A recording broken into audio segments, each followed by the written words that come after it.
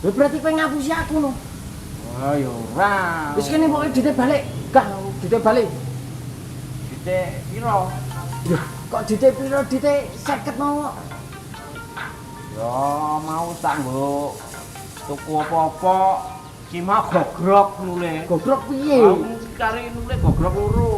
Walah Iki gogrok siji. gogrok siji. Iki ngopo iki bojoku mesti telepon kon tuku beras iki gara-gara kowe iki bojoku telepon kon tuku beras wis Kene nak nu. Wes ya. wis kowe iki ngapusi aku ya 50.000 ilang dadi 5.000 iki malah aku ditelepon bojoku to. Wis tuku beras wis kowe ngapusi aku bret. Lah wong tawane kene yo ngapusi tawane yen krungu. Kuwi mantuk-mantuk.